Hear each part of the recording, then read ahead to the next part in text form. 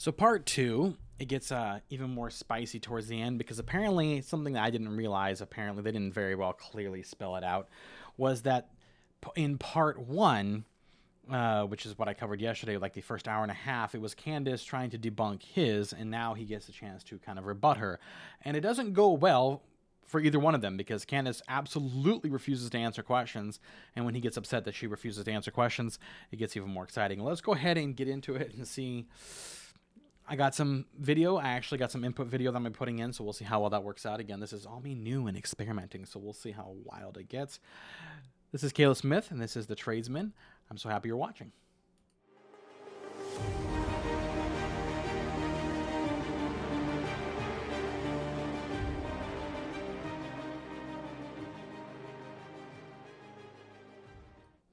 Now we're going to get right into it. In the second half, they start with the discussion of discovery. And I don't know why they went back to discovery, but they decided to go back to discovery, and whether the defense truly had the right to do discovery. Candace says that the judge told them no because it wasn't needed at this stage. Now, this is completely false. This is completely against everything that we can find, anything about this. This is not true at all. And it's misleading because the judge simply prevented them. And so he did say that there was one section of discovery that they can't do. Not that they can't do, but it was delayed. I guess let me rephrase it. Let me explain. The judge simply prevented them from delaying the preliminary hearing, saying that to delay the hearing was not necessary at this point. This is the quote from when I searched this. The defense requested additional discovery and a delay so its experts could review DNA evidence. The court allowed the preliminary hearing to proceed because it found that delay and review were not necessary at the probable cause stage, not because the defense had no discovery rights or would never receive the material. And what they were saying is they gave them discovery to a certain thing, but when they said we want more and we want time and we want more delay.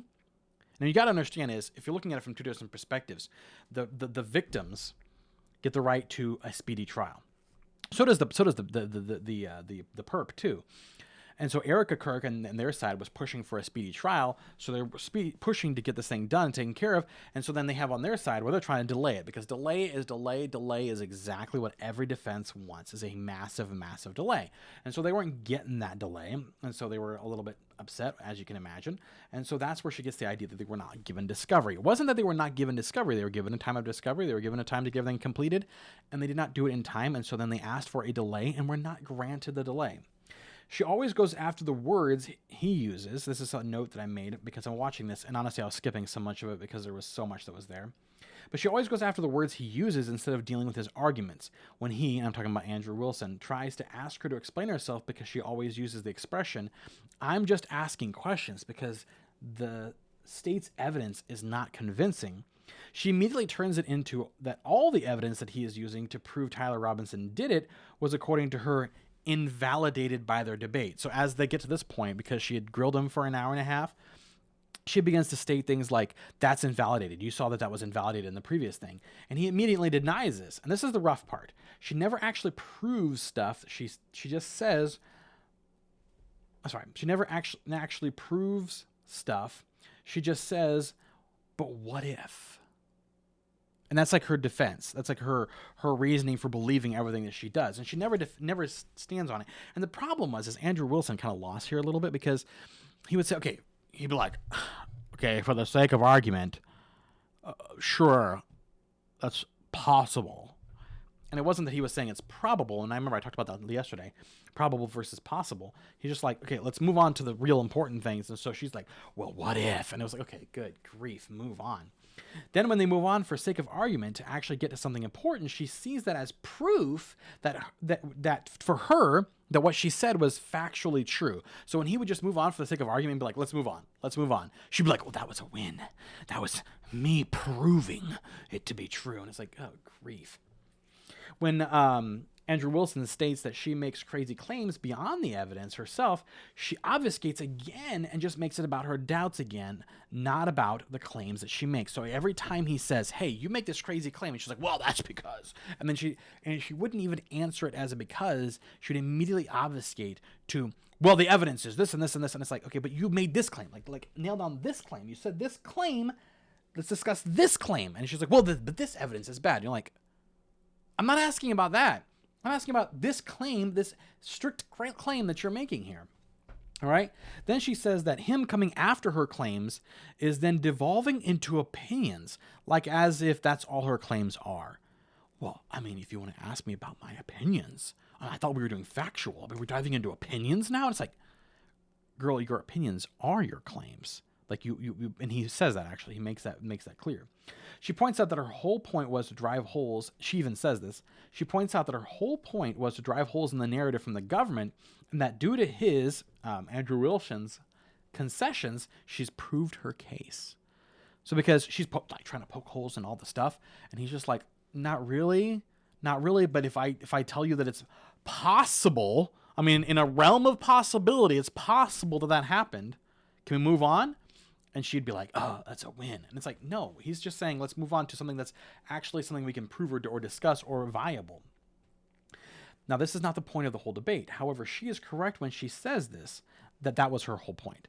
We thought of it, and everyone going into this thought that it was going to be a debate of her proving her side and him proving his side. But that was not the point of the debate, and she makes that very clear, that she only wanted to win, and that her point was for coming after AW, which I must say is Andrew Wilson, and for making him a fool, and his premise a fool, not for defending her side of things.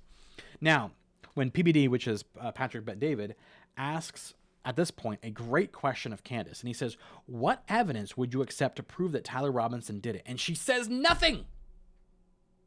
She says a bunch of stuff, but it's nothing. It literally is nothing. It's like, if we have like a 4K or 8K image of his face with him pulling the trigger at the same time, then I'll believe it. And I don't believe her. I don't believe her, because even though she says this, she would just say it's AI or it's generated. She wouldn't admit to that. Candace then says that she expected the prelim to be more of a slam dunk, like they had video of him taking the shot and so on, which I thought was wild, considering you don't give your best evidence in a prelim, you give it during the trial. She then immediately begins to talk about the holes in the case again, instead of talking, and again, we went with circles. This is me cutting it back. Circles. She begins immediately again about talking about the holes in the case instead of talking about what would convince her. So she takes the question from Bet-David and continues to move on with what the problems were with the case. She then says that had they handed over discovery of the text message and had there been a photo that proved it, she would be convinced. The only problem is that being someone who has followed this case, and there's me, I'm reading my own notes, and her since the beginning, she was not waiting for the prelim to determine this. So she says, well, if they gave away discovery and this and this and this and the prelim was going to prove it, then I would have believed it. Except she wasn't believing it from before the prelim. She wasn't even thinking about that there was a possibility of Tyler being guilty before the prelim. So it's a lie in of itself in the face right there. She didn't wait for the prelim to determine if Tyler was guilty or not. She had already determined that he was a patsy ahead of time and claimed even before this in her channel that it was Israel and Erica Kirk before this, monopolizing, of course, off of the fame and money that they had to be made. She could make from it. That's what she wanted to do. She wanted to make the money, and that's what she did. Now, according to her, the backpack belonged to someone on Charlie's team, and she goes back to this backpack for some reason. She goes back to it. Now, this is false, and from what I've researched, there's no public court testimony or reporting I can find that says the blue backpack belonged to anyone on Charlie Kirk's / Turning Point USA's team. The prosecution's account identifies it as a backpack carried by the person investigators say was Tyler Robinson. That person did speak with TPUSA staff on campus, meaning the person who wore the backpack spoke with TPUSA staff on campus, but the reporting does not say he obtained, borrowed, or exchanged the backpack with them. So this whole idea is based off of a fake story that she created about this backpack. And this is what you'll find over and over and over again. If you have any credibility to you, you'll notice this. She'll create a narrative and a story and then go with it. Like that's the truth, even though it's not real. And so this whole thing is based off a fake story. And this is how she starts to throw shade on the TPUSA team by saying, quote, they gave, and again, this is a quote, I'm paraphrasing quote. I'm trying to, like, as I was remembering it, trying to type it down. They gave the backpack back, in her words, which I thought was weird since it was not like no one was ever killed by someone with their own team. That's what she said. So the FBI gave the backpack back to the cops, And in her mind, that was weird since it wasn't like anyone was ever killed by someone in their own team.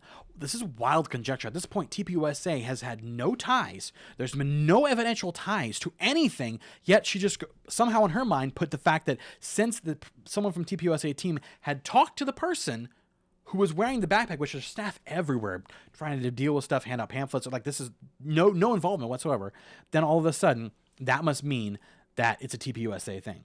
Candace then goes further and claims that it was absurd and unheard of that some of Charlie's possessions were given to Erica quickly after the death, saying that this is not how it's done because it's all evidence. And I thought this was very, very, very interesting. And so I'm going to pull up my fact check on this one. It's a longer fact check. So she says it's unheard of that if someone is killed or there's a case that the possessions would be handed back to the family. Now, I asked AI about this, and it says Candace's argument is wrong because it treats every item associated with Charlie Kirk as an automatic long-term criminal evidence. Investigators are required to preserve materials that are relevant, potentially exculpatory, or needed for forensic testing. Not every personal possession a victim wore or had on nearby is evidence. So, this is what's the problem. It says what proper release can involve. So what a proper release of stuff can involve.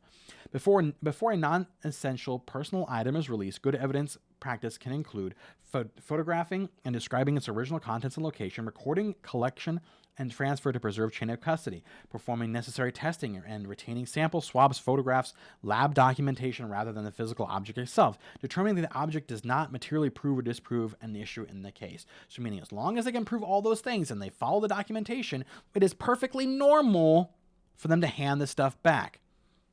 Also, as a side note, her saying that her hearsay, and so she includes her hearsay in this, a lot of hearsay going on, and she says that law enforcement officers that I know told me that this is unheard of. Now that's worse. That is even worse than what's happening in the prelim, where officials are just saying what's happening in the events, and they're not like it's not official. And then she's like, "That's hearsay, and we should not trust it." But then she's just like, "Trust me, bro. All the law enforcement officers that I talked to, yeah, they said that's crazy." And it was worse about it, and like I said, what's worse about that is because the hearsay in the prelim has to go somewhere. The hearsay that she has no one to be accountable for. She can just say whatever she wants, and it doesn't matter. No one's going to hold her account to it. Then she goes into the idea that them putting pavers in was a big cover-up. The problem is there is no evidence that the investigators had not finished before this was done. And there is this whole thing going on about who authorized the pavers and was the pavers, and they dug up the ground and they painted over and blah, blah, blah, blah. And I can tell you from the standpoint of someone who has worked at a lot of schools, again, tradesmen, worked at a lot of schools, the last thing that they want on a school is a traumatic event to be memorialized in a section of their campus. They do not want to do that. And Charlie Kirk's assassination was the most traumatizing thing to happen to Gen Zers, and for millennials, the most traumatizing thing since 9/11. So them trying to prevent it from becoming a memorial for either side or for demonstrations for either sides makes sense. So why is it such a big deal that they covered up? I don't know. Now, was there some kind of weird thing where they forgot to tell the on-campus investigator, not the FBI, but the on-campus investigator that they were covering it up? I'm like, she makes a big deal of it. But I'm like, it's the on-campus investigator? Like, they have their campus police. He didn't know about it, but I'm like, cool. All right. At this point, they had a break. And I'm saying this for context. Originally, it was supposed to be a 3-minute break. However, it ends up being more like 15. And all of a sudden, after Andrew saying multiple times that they were going to get to her wild claims, and her saying that she was good with that, all of a sudden they come back, and Candace opens it up with clarifying that she's okay with defending her initial statement, that she's not okay with it, rather. That she's okay with defending her initial premise and statement, but not anything else. And this is a dramatic switch and removes the ability of Andrew to nail her down on her crazy claims, or at least she tries to. She even goes to the point of saying that she thought it was wild that he thought he had the right to depose her. Are you going to depose me now? Like, as if all of the crazy claims are not the reason why he's there.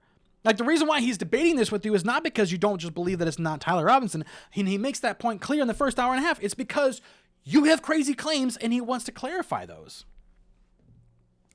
Now, this is where I'm going to go into a first video. And I think this is very, very interesting. It's kind of a longish video, so we will react to it. Here we go. And this might not go well, so we'll see. Questions, but I made it very clear to you via email and with you in conversation that we should be speaking. This isn't like you get to sit. I said if you want to depose me, you should join Brigitte Macron's defense. So she's immediately coming off and saying, you don't have a right to depose me. And this is supposed to be a conversation. It's supposed to be a conversation. Now, she was after him in the first half. I mean, after him. But now that it's his turn, well, it's a conversation.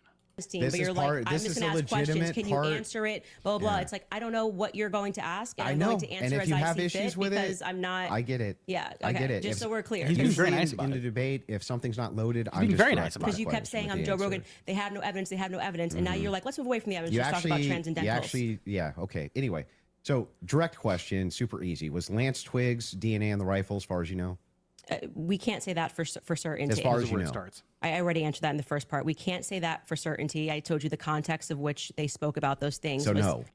So just to clarify why he's asking this is because she says everything's so determined and so like this is 100% on her videos. And he's like, okay, so then answer me the question here. If you don't know, then just say, I don't know. Or at this point, we can't determine that. But that's not what she's saying. As far as you know. We can't say that for certainty until we know what other the 5 sets of prints were on. So that would be no as far as you know. We can't say that for certainty. You can say no as far as I know for certain. We can't say that for certainty. You can say that for certainty. if your energy here is going to be like you're my dad and you can tell me how to speak or what I'm supposed to say, you're just going to complicate. Mind you, this is her mouthing off like a baby after she grilled him in the first half. Now she wants to mouth off and whine about this. Like, oh, you can't ask me questions in that way. Against the wall. I'm familiar with this debate strategy. But I am just telling you. Yes or no, yes or no. We're not debating anymore. We're having a conversation. So I already addressed that in the first half of this about why. No, we're still definitely debating. This is still. No, it's not a debate. This is now this is you saying I want to probe things that sit outside of the evidence. I actually already addressed this. You asked me. You're not going to go like you're sitting and I'm on trial. I'm not on trial. Okay, great. So let's you talk can about have a conversation as we've agreed to. Let's talk about the Foreign Legion. Sure. Was the Foreign Legion, do you believe, trying to kill you? Yes, that's why I reported it to the correct officials in government. That's what I was told, and I handed over that information to Tulsi Gabbard's office. What's your best piece of evidence for that? Well, it was positive evidence. It was told to me by somebody who is high up in the French government. I passed off that information to Tulsi Gabbard's office. I also passed it off to Trump's office, Donald Trump's office. And that's all I can tell you. I wouldn't be able to probe any evidence because I don't have the power to do that. I'm not the federal government. And I would also like to say that this becomes... Probing the evidence is part of the government. Like if you're such a great investigator and someone's trying to kill you, you think you would kind of look into it, you know what I'm saying? Kind of dive in there a little. Comes this other piece of what you do, which is when people say this, I was told this and this is the evidence that I have and I'm willing to have that conversation and write the email to the correct government body that deals with this. Like I can't hack into Emmanuel Macron's bank account and say whether or not the information. I agree. But then you go, well, where's your evidence? It's like, well, my evidence is that I reported it. I did the right thing that you're going to do. So if somebody calls and says, hey, Andrew, there's a viable death threat against you, and that person definitively has the rank to be able to tell you this, and you say, well, what I'm going to do now is I'm going to report that to the feds. Then I go, what's your... She's going to say that her saying she submitted this to the feds is the proof, is all the evidence that is required. Evidence. It's like, well, I got the information and I gave the information that I got from who I got it to the right body of people. And that's what I did. Got it. I just want to make sure. So I'm not trying to trap you. I just want to make sure I got it clear. And that's why I say I want to know what you're doing now, because this has always been the thing. It's like, we actually can't win on the overwhelming claim. So we're just going to go and bring up everything that I think can try to embarrass her. I reported exactly as I...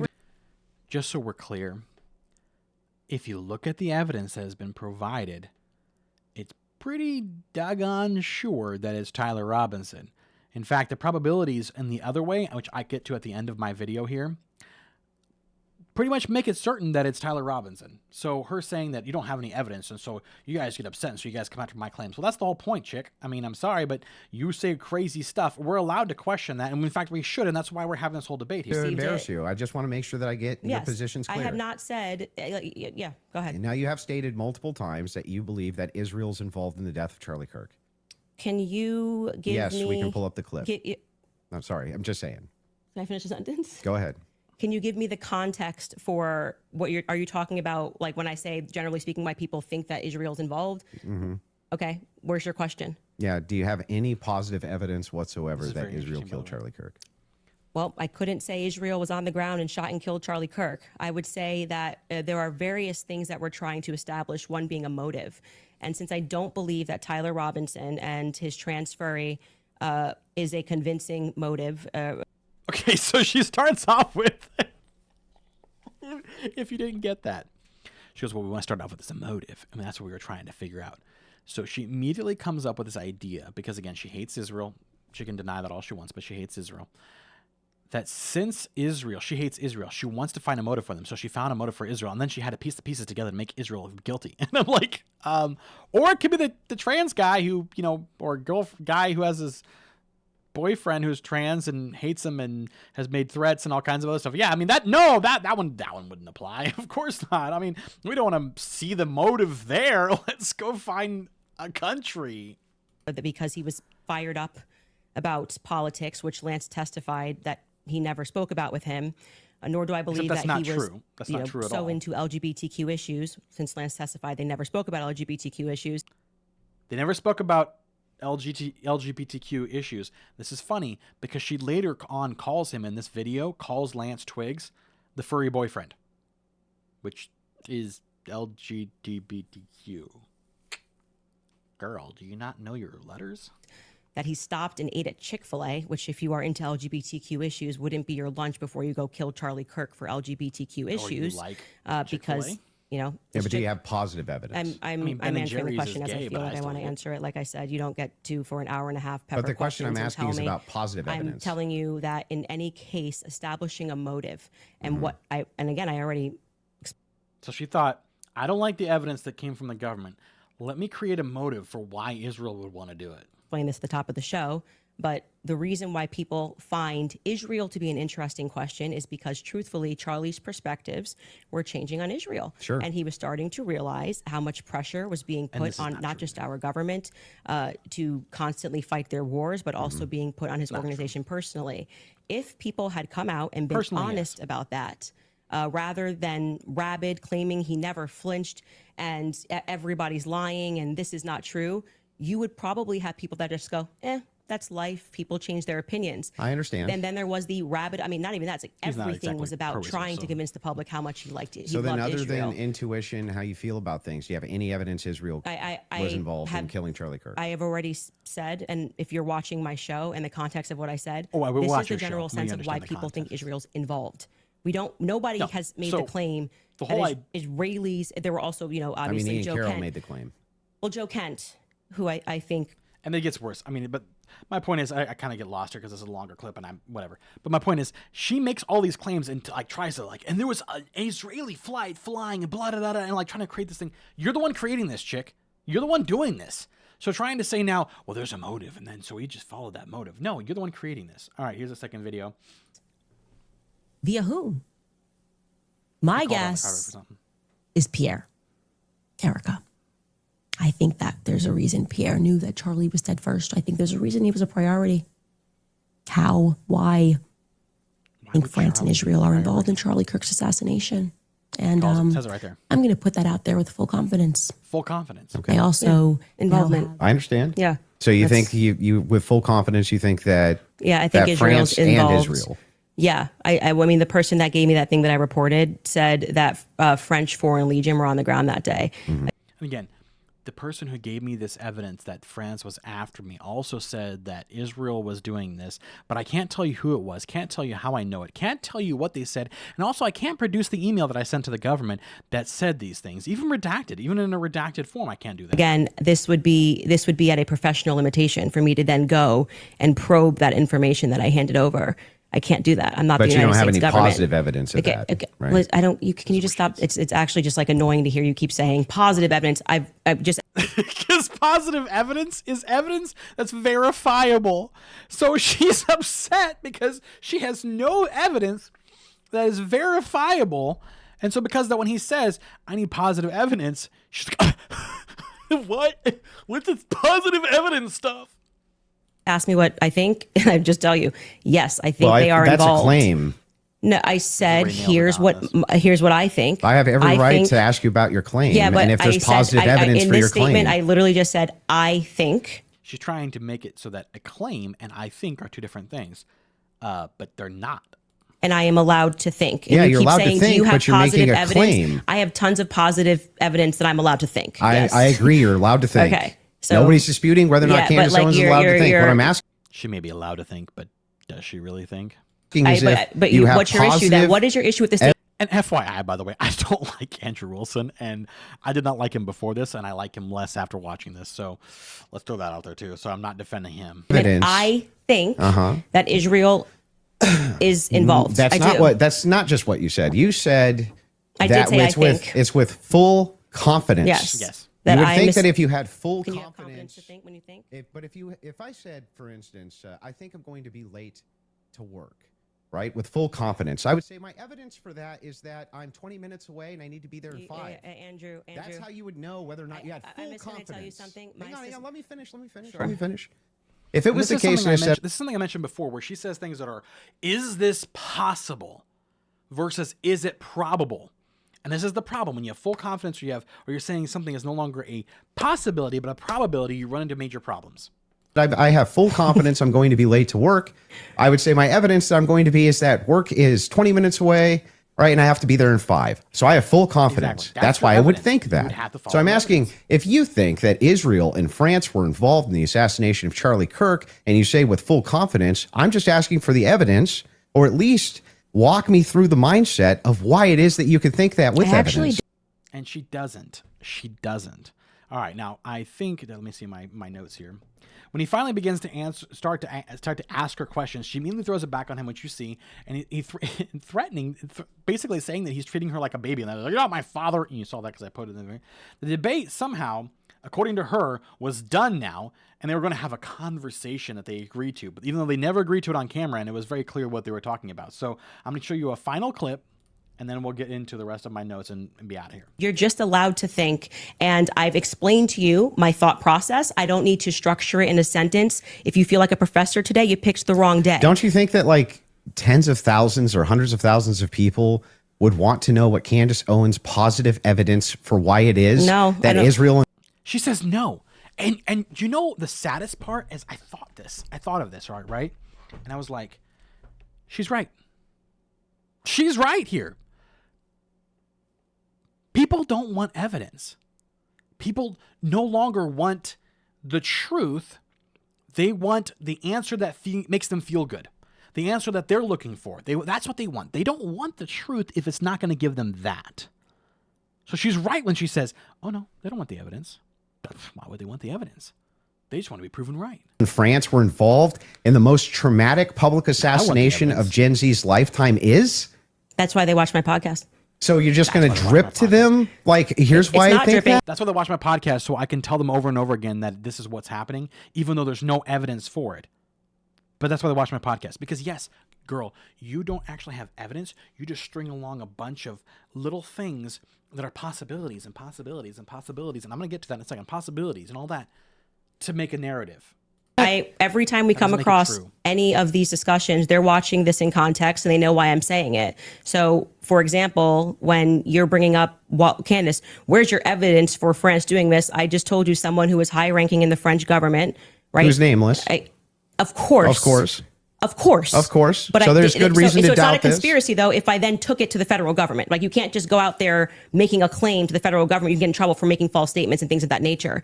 So, and then you go, well, I'm going to probe that. Well, how can you probe that? This happened to me. Did you catch that? So she says you can get in trouble for making false claims to the government. The problem is she later on admits, and I don't know if it's in this clip, but she later on admits that when she told the government, she said, hey, there's this threat against me. Ask me if you want more information. And they're like, no, because your information's garbage. So she's not actually making the credible threat then, so then she's not on the hook. She's not stupid. Ask you, well, This that's is not my what I'm probing podcast. specifically. This is my podcast. I am sharing my life and my experiences and what has happened to me. And you're basically coming in like you're gonna regulate how I'm allowed to say Nope, it. If I'm not trying to regulate say anything. I'm asking No, he's not regulating you, you moron. He's asking you questions based off of things that you have said. And it's not, and don't give him this just because he hasn't watched your podcast. Many of us have and have seen your garbage. This is what you do. And you make these claims on your podcast with such determination. And then when you're called on the carpet for it, you obfuscate. You're sounding a bit like a professor trying to regulate and say, Candace, you sound very can't say, defensive and like you just don't want to answer questions. I did answer your question 3 You times. I just didn't literally- say it in the way that you wanted me to just say kind it. of obfuscate and you run. You're right. You didn't answer in the way that we wanted you to because we asked you, or he asked you a question and we want to hear the answer to it. And you refused to actually give us the answer. You obfuscate like you just said. Away from it, but I would like for you to actually let's just go through focus on every it. clip that you guys have prepared because it's Exactly. And that's the thing. Focus on it because you're not actually focusing on it and you will never answer the question. Now, when asked what her evidence was, and this is a little bit later in the clip, not in this clip, it says, when asked about what her evidence was for Erica Kirk and TPUSA's involvement in the murder of Charlie Kirk, she says that she never said that they were involved with the murder of Charlie Kirk. And I fact-checked this, okay? And this is fact-check 2 here. In fact-check 2, it says multiple, and again, this is from AI. I do AI research because it gives me sources, and I can look at all the sources to prove whether or not what AI is saying is correct. You do a Google search, you don't know what you're pulling from, as we can determine that from evidence your standpoint. It said multiple independent accounts describe Owens as alleging or suggesting that Turning Point insiders were part of the assassination plot, that Charlie had been, quote, betrayed by people close to him, and that TPUSA leadership should be scrutinized.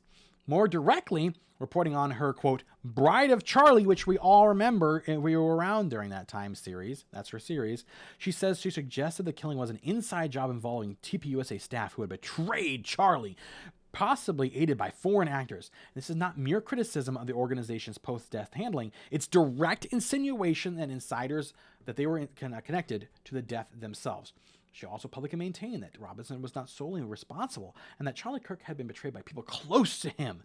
And in fact, she continually names Turning Point USA guys in this and makes direct references to Erica Kirk multiple times during this. So I don't want to hear it from her that she never said this. Now, this is a part of her being such a pathetic loser in how she evades. She knew that she never physically said those words. And that's how she did it. But she implied it many times, and that's the problem. That she directly implies, or very much shows this, leads you to believe this, takes you there, and just goes, but I'm just asking questions. It's a sick legal loophole that she's living on. After the clips, he keeps asking for evidence, and her evidence is always, I reported it to the government, even though there's no way to prove that, or that she has a private source. Now, what I'm trying to say is, if you're going to change completely the narrative that's out there, but your evidence for it is just trust me, bro, that's a problem. Why? My question is, why can't we see the email that you sent to Tulsi Gabbard? Why can't we see it? Just redact the important parts. That's fine. I'm okay with that. If you got a response back from Tulsi Gabbard, then include that too, and then redact the stuff that's vital. I get that, and ask Tulsi Gabbard to support that. It's fine. And if Candace emailed and didn't get a good response or a follow-up, this is what her complaint is, that she didn't get a good response or a follow-up, and I wonder why that is. Why could that be? Probably because they didn't see an actual credible threat, and it was just a bunch of hearsay nonsense. Now, then he tries to nail her down on her sources, and she tries to defend her credibility by saying, what probably adds weight when I drop photos of the car that no one was supposed to see, or when things that I say are then proven in court and no one knew those things, or when I say Charlie was scared in the last days and then I drop a text message that he was leaving the pro-Israel cause. And I fact-checked every single last one of those statements that she made, and it's kind of interesting. So, yes, she had a photo of the interior of the black SUV that, in her opinion, no one was supposed to have. It just hadn't been released yet publicly. That's all. Owens also, let's see, had information from the hearing okay, that the public had no knowledge of yet. And then her claim that she stated things that were, things that I say that are then proven in court and no one knew those things. Well, I guess here's the problem, Candace. You make a lot of these statements, and I'm going to address these first two, that you were able to get stuff. Doesn't surprise me because there's a bunch of losers out there in the world that support Nick Fuentes and people like you. And so, yes, you do get stuff like that. That doesn't prove that you're right in other things. That just proves that you have moles and losers everywhere who are willing to send you this stuff, which they should be arrested for that kind of stuff. And this last one, when I say Charlie Kirk was scared in the last days, and then I dropped a text message that proved that he was leaving the pro-Israel cause. This is the crazy part. Now, this one's interesting. In this one, I thought it was interesting to note that he was indeed scared before he died. But the crucial context, and this is context that I add, the crucial context is that it's very clear to everyone but Candace that he was very upset with the donor class. So she says it was because he was mad at the Jews and said he's going to be forced to be anti-Israel. When he said that, he had a really bad encounter with a donor. He was so ticked with the donor class. He was very ticked with them because they wanted Tucker Carlson to not be part of the stuff that they were doing, which has been proven right since then, which is unfortunate because Charlie thought he could handle it and he couldn't. And unfortunately, he died, and so it made it even worse. Charlie couldn't handle this nonsense. Now, if you want to look at the texts that have recently come out have shown that, in fact, Charlie was worried about being killed, but it was by the trans and the lefties, not from Israel, completely not Israel. So she was nuts to even say that. So, oh, man. Sorry, my neck is killing me. So, which is wild on her part that she makes it sound like he was defending, like he was worried about Israel bumping him off. That wasn't what he was worried about at all. He was ticked with the Israel donors because they didn't like Tucker Carlson, and he was trying to do the Big Tent thing. But unfortunately, the Big Tent thing that he was trying to get was only going to last for one election, and it did. It was always going to fall apart, and it did. It did. That might have held together longer had he been alive, but that's part of life, unfortunately. Now, what she kept saying is that because people trust her, she has compiled information and it was proven true. So then her vibes are true too. Basically, what she's saying is because I have this stuff and people send me stuff, then that means that what I have is true. Unfortunately, just because there's a bunch of leakers that are Candace lovers does not mean that she has reliable sources on the real issues or what she's saying that contradicts the narrative completely is true. Just because you can get some information because people are leaking doesn't make all your sources reliable or a trust me, bro, this is a real source believable. We have to be able to see it and prove it. Crazy is she says the crowd turned on TPUSA because of lack of information. Not that she was trying to destroy them, which of course she would deny, but is very apparent. She says that TPUSA started having the crowd turned against them because they just lacked information. And unfortunately, that's not the case. She started the turn against TPUSA. So not just because of the lack of information, but because she started it. And when directly asked if she thought Erica Kirk or TPUSA was involved, she responded with, I am not going to get myself into a legal pickle. Girl, what? What? Now you want to pull back? And then she follows up that the investigation didn't follow the usual things we know about homicides. And that is, that it is someone you know. Sorry, let me rephrase that. She says that she's upset because the investigation didn't follow the usual process that when someone's killed, it's someone that they know. Is she stupid? Like, I'm sorry, I'm not trying to be just saying mean things because of the sake of being mean. This is an assassination, not a homicide. I understand the idea that homicide is murder. I get all these words. I get it. There's a big difference between assassinations and murder, just plain regular murder when someone gets murdered on the street or gets murdered in their home. I mean, it's like she's basically implying that JFK knew the guy who shot him and that they were like lovers in the night or something. Is that what you're trying to imply? That somehow, oh yeah, because he was assassinated, it had to be someone close to him because that's the usual procedure here. And of course, they eventually play a clip where she says that Erica Kirk was involved. She then said that her defense that TPUSA was never considered when she goes back into the backpack. And I'm not even crazy with that. The backpack thing is garbage. So also, Why would someone close at TPUSA kill Charlie Kirk? He's the cash cow. You kill Charlie Kirk, you lose all your money, and they are. So then they nail it down that supposedly, whenever Candace says Erica is complicit, she means that Erica just believes Tyler Robinson did it. Now, do you find that to be reasonable that when she says she's complicit in the murder, that actually just means that she thinks that Erica thinks that Tyler Robinson did it? Wow. Now, at this point, even PBD calls her out. Petra David calls her out and says that's nonsense. Not quite direct nonsense, but that's what he says.